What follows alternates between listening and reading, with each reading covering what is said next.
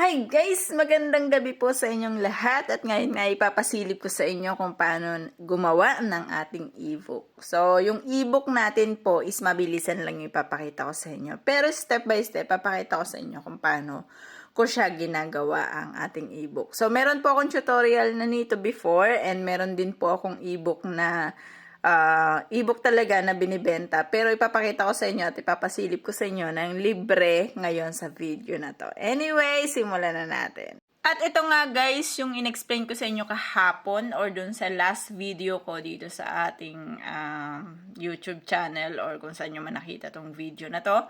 So ito nga yung explain ko sa inyo na gumawa po ako ng ebook para sa sa AI affiliate marketing. AI affiliate marketing kung saan pwede tayong kumita dito if merong siyang mag-avail ng ating ipinopromote na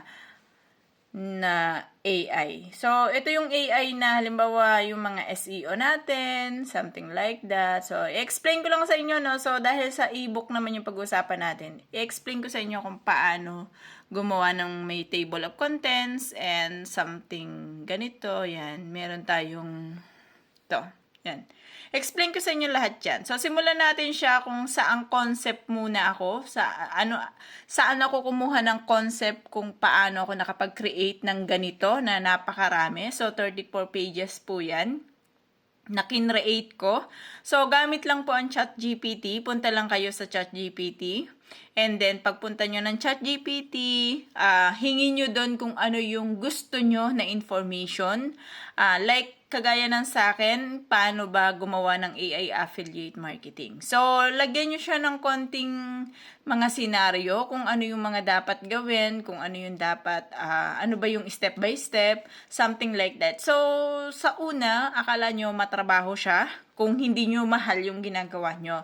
But in the long run kasi is mamahalin nyo na rin siya, especially kapag gusto nyo yung ginagawa nyo. So for me kasi guys is mahilig kasi ako sa mga ganito.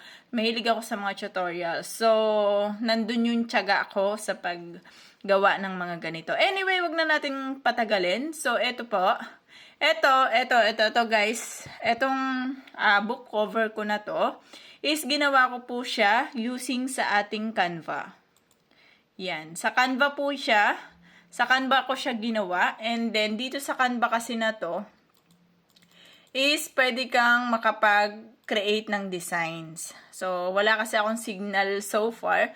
Tapos, pwede ka rin dito makakuha kasi 'di ba may billing and plans dito. So, pwede ka rin makakuha ng 30-day free trial naman. So, it's up to you kung gusto nyo pong mag-avail ng 30-day free trial dito sa ating Canva. Puntahan nyo lang guys ang Canva. So, yan, puntahan nyo canva.com and then tapos, pagpunta nyo sa canva.com, is mag-avail kayo ng free 30-day trial. So, para magawa nyo yung mga gusto nyong gawin. And, makikita nyo naman sa may gilid kung ano yung mga pwede nyo i-create. Tapos, pwede rin kayo magtingin dyan kung ano yung pwede nyo i-create. Dyan po ako nag-create. So, ang kinreate ko lang is book cover. Nilagay ko doon sa search bar ang book cover. So, wala kasi tayong signal ngayon, kaya hindi ko siya mapakita sa inyo ng buo. Anyway, pagdating naman dito, so, paano nagkaroon siya ng parang book talaga siya. I mean, nasa 35 pages kasi siya. So, ang ginawa ko kasi dyan is ganito muna. For example, kumuha ako ng gagawin ko doon sa ating gagawin ko na topic. Ngayon, pagkuha ko dyan, paste lang ako ng paste dyan. So, inabot siya ng nasa 50 plus na pages. Ngayon, yung 50 plus na pages na yon, isa-isa ko siyang inedit. Kagaya ng ganito, nilagyan ko siya ng introduction. And then, tiningnan ko kung ano yung mga mahahalaga na bagay na dapat is nandito. And, yan, eto, ginawa ko siya step by step kung paano siya gawin. So, ganyan yung ginawa ko. Yan yung unang step na ginawa ko dyan.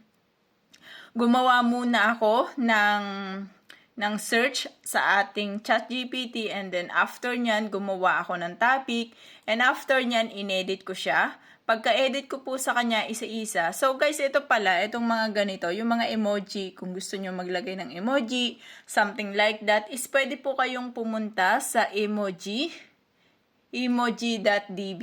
So, emoji.db. So, yan. Pwede nyo puntahan yan. And then, pagpunta nyo dyan, isi-click nyo lang po ito. So, lahat ng emoji na gusto nyo. So, for example, ang gusto nyo is sad. So, makikita nyo po dyan ang sad and then click enter. So, yan. Iba't ibang klase ng sad. I-click nyo lang yung isa dyan. Halimbawa, for example, ito. Then, i-paste nyo lang siya doon sa paglalagay nyo. For example, dito nyo siya ilalagay. So, doon ko siya kinuha itong mga ganito ko. So, after, for example, after na ma-edit ko na siya lahat, guys, na ayos ko na siya. So, makikita nyo ganyan. So, meron kasi ako knowledge dito sa affiliate marketing. So, even though hindi ko siya ipinakita sa inyo through video, pero may knowledge kasi ako sa kanya. Kaya alam ko yung pagkakasunod-sunod niya. And after nyan, after na ma-edit ko siya, something like that. Kunwari, in-edit ko pa lang siya. Edit lang ako ng edit. Ngayon, pag may nakikita ako ng something kakaiba, like dito, paano gumawa sa inside of WordPress dashboard? Yan. Paano ka makakapunta sa WordPress dashboard? Paano ka gumawa ng media? Paano ka gumawa ng page? So, nakalagay dyan. Paano ka gumawa ng themes? So, meron siyang instruction kung paano. Paano ka maglagay ng plugins? So, meron din siyang instruction. So, paano ko siya magagawang ganito? So, makikita nyo kasi dito sa table of contents. Ito yung table of contents natin. Makikita nyo yung iba't iba. So, posts, media, pages. Yan. Something like that. So, paano siya nagkaroon ng ganyan dito? So, eto po siya. After nyong ma-edit lahat, for example, na-edit nyo ng lahat, guys.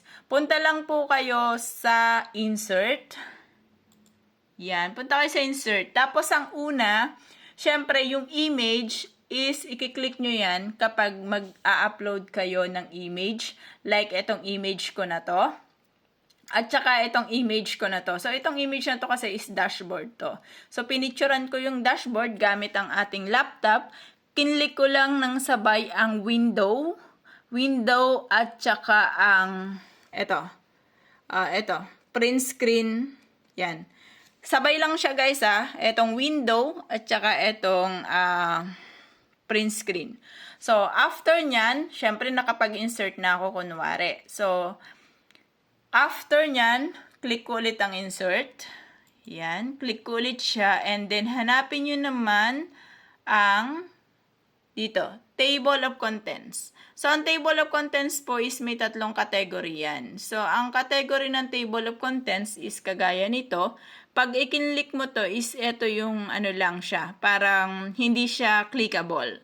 So, parang makikita nyo yung normal na physical book na pag nakita nyo siya is hindi siya clickable. And then, ito naman pangalawa is clickable siya pero dot siya. So, parang black siya. Yung kagaya ng sa atin ngayon. So, ganito yung style niyan. Yung pangalawa. So, yan. Ganun siya yung pangalawa. So, kulay black din siya pero clickable din siya. Sa pangatlo naman, guys, na table of contents, is eto naman siya. So, pag kinlik mo yan, hindi nyo po makikita dyan kung anong page.